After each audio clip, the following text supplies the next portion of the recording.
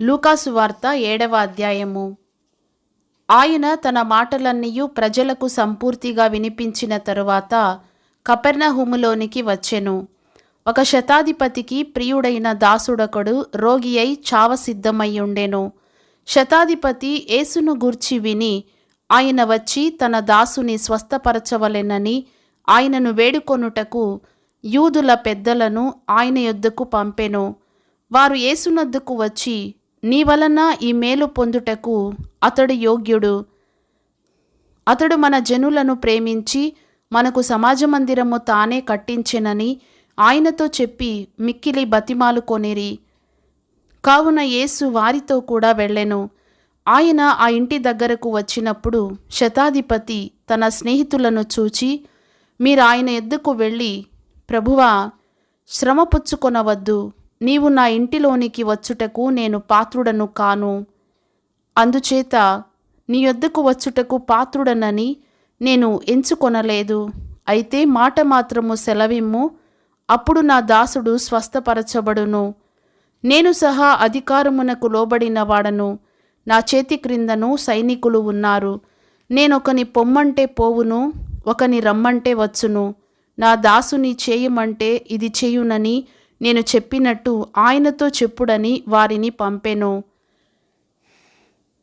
యేసు ఈ మాటలు విని అతని గూర్చి ఆశ్చర్యపడి తన వెంట వచ్చుచున్న జనసమూహము వైపు తిరిగి, ఇశ్రాయేలులోనైనను ఇంత గొప్ప విశ్వాసము నేను చూడలేదని మీతో చెప్పుచున్నానెను. పంపబడిన వారు ఇంటికి తిరిగి వచ్చి ఆ దాసుడు స్వస్థుడైయుండుట కనుగొనిరి. వెంటనే ఆయన నాయినను ఒక ఊరికి వెళ్ళుచుండగా ఆయన శిష్యులను బహుజన సమూహమును ఆయనతో కూడా వెళ్ళుచుండిరి. ఆయన ఆ ఊరి గవిని యొద్దకు వచ్చినప్పుడు చనిపోయిన ఒకడు వెలుపలికి మోసుకొని పోబడుచుండెను. అతని తల్లికి అతడొక్కడే కుమారుడు. ఆమె విధవరాలు. ఆ ఊరి జనులు అనేకులు ఆమెతో కూడా ఉండిరి. ప్రభువు ఆమెను చూచి ఆమె యందు కనికరపడి ఏడవ వద్దని ఆమెతో చెప్పి దగ్గరకు వచ్చి పాడెను ముట్టగా మోయిచున్నవారు నిలిచిరి. ఆయన, చిన్నవాడా, లెమ్మని నీతో చెప్పుచున్నాననగా ఆ చనిపోయినవాడు లేచి కూర్చుండి మాటలాడసాగెను. ఆయన అతనిని అతని తల్లికి అప్పగించెను. అందరూ భయాక్రాంతులై మనలో గొప్ప ప్రవక్త బయలుదేరియున్నాడనియు దేవుడు తన ప్రజలకు దర్శనం అనుగ్రహించి ఉన్నాడనియు దేవుని మహిమపరచిరి. ఆయనను గూర్చిన ఈ సమాచారము యూదయయందంతటను చుట్టుపట్ల ప్రదేశమందంతటను వ్యాపించెను. యోహాను శిష్యులు ఈ సంగతులన్నీయు అతనికి తెలియజేసిరి. అంతటా యోహాను తన శిష్యులలో ఇద్దరిని పిలిచి, రాబోవు వాడవు నీవేనా? మేము మరియొకని కొరకు కనిపెట్టవలెనా అని అడుగుటకు వారిని ప్రభువునొద్దకు పంపెను. ఆ మనుషులు ఆయన ఎద్దుకు వచ్చి, రాబో వాడవు నీవేనా, లేక మరియొకని కొరకు మేము కనిపెట్టవలెనా అని అడుగుటకు, బాప్తిస్మమిచ్చు యోహాను మమ్మును నీ యొద్దకు పంపెనని చెప్పిరి. ఆ గడియలోనే ఆయన రోగములను, బాధలను, అపవిత్రాత్మలను గల అనేకులను స్వస్థపరచి చాలామంది గ్రుడ్డివారికి చూపు దయచేసెను. అప్పుడు ఆయన, మీరు వెళ్ళి కన్న వాటిని విన్న వాటిని యోహానుకు తెలుపుడి. గ్రుడ్డివారు చూపు పొందుచున్నారు, కుంటివారు నడుచుచున్నారు, కుష్ఠరోగులు శుద్ధులగుచున్నారు, చెవిటివారు వినుచున్నారు, చనిపోయిన వారు లేపబడుచున్నారు, బీదలకు సువార్త ప్రకటింపబడుచున్నది. నా విషయమై అభ్యంతరపడని వాడు ధన్యుడని వారికి ఉత్తరమిచ్చెను. యోహాను దూతలు వెళ్ళిన తరువాత ఆయన యోహానును గూర్చి జనసమూహములతో ఇలాగు చెప్పసాగెను. మీరేమి చూచుటకు అరణ్యములోనికి వెళ్ళితిరి? గాలికి కదలుచున్న రెల్లునా? మరేమి చూడవెళ్ళితిరి? సన్నపు బట్టలు ధరించుకొనిన వానినా? ఇదిగో, ప్రశస్త వస్త్రములు ధరించుకొని సుఖముగా జీవించువారు రాజగృహములలో ఉందురు. అయితే మరేమి చూడవెళ్ళితిరి? ప్రవక్తనా?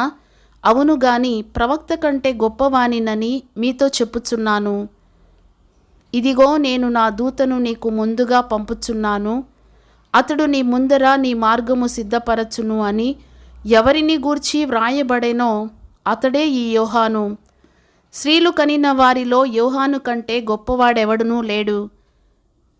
అయినను దేవుని రాజ్యములో అల్పుడైన వాడు అతని కంటే గొప్పవాడని మీతో చెప్పుచున్నాను.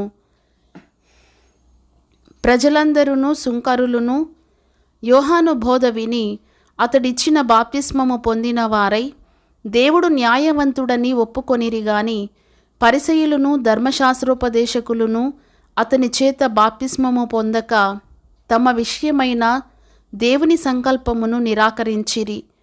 కాబట్టి ఈ తరము మనుషులను నేను దేనితో పోల్చుదును? వారు దేనిని పోలియున్నారు?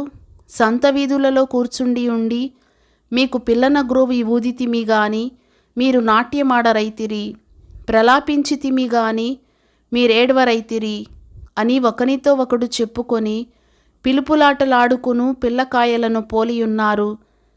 బాప్తిస్మమిచ్చు యోహాను రొట్టె తినకయు ద్రాక్షారసము త్రాగకయు వచ్చెను గనుక వీడు దయ్యము పట్టినవాడని మీరనుచున్నారు. మనుష్య కుమారుడు తినుచును త్రాగుచును వచ్చెను గనుక మీరు ఇదిగో వీడు తిండిపోతును మద్యపానియు సుంకరులకును పాపులకును స్నేహితుడును అనుచున్నారు. అయినను జ్ఞానము జ్ఞానమని దాని సంబంధులందరిని బట్టి తీర్పు పొందుననెను. పరిసయ్యులలో ఒకడు తనతో కూడా భోజనము చేయవలెనని ఆయననడిగెను.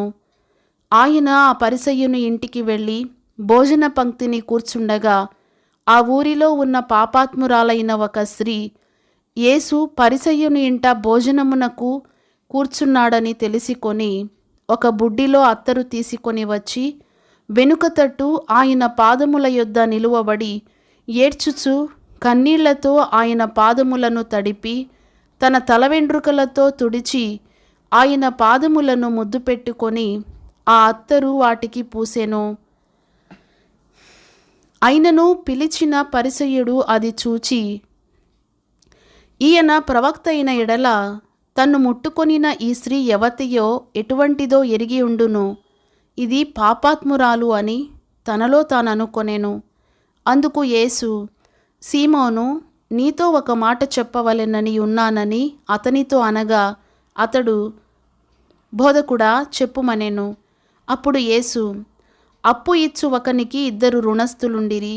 వారిలో ఒకడు 500 దేనారములను మరియొకడు 80 దేనారములను అచ్చియుండిరి. ఆ అప్పు తీర్చుటకు వారి యొద్ద ఏమీయూ లేకపోయెను గనుక అతడు వారిద్దరిని క్షమించెను. కాబట్టి వీరిలో ఎవడు అతని ఎక్కువగా ప్రేమించునో చెప్పుమని అడిగెను.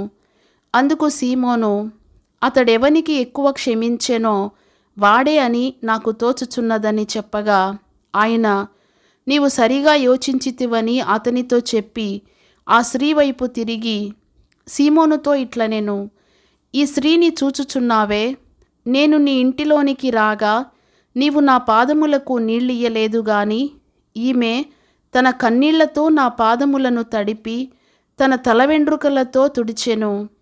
నీవు నన్ను ముద్దు పెట్టుకొనలేదు గాని నేను లోపలికి వచ్చినప్పటి నుండి ఈమె నా పాదములు ముద్దు పెట్టుకొనుట మానలేదు. నీవు నూనెతో నా తల అంటలేదు గాని ఈమె నా పాదములకు అత్తరు పూసెను. ఆమె విస్తారముగా ప్రేమించెను గనుక ఆమె యొక్క విస్తార పాపములు క్షమించబడెనని నీతో చెప్పుచున్నాను. ఎవనికి కొంచెముగా క్షమింపబడునో వాడు కొంచెముగా ప్రేమించునని చెప్పి నీ పాపములు క్షమింపబడి ఉన్నవి అని ఆమెతో అనెను. అప్పుడు ఆయనతో కూడా భోజన పంక్తిని కూర్చుండిన వారు పాపములు క్షమించుచున్న ఇతడెవడని తమలో తాము అనుకొనసాగిరి. అందుకాయన, నీ విశ్వాసము నిన్ను రక్షించెను, సమాధానము గలదానవై వెళ్ళుమని ఆ స్త్రీతో చెప్పెను.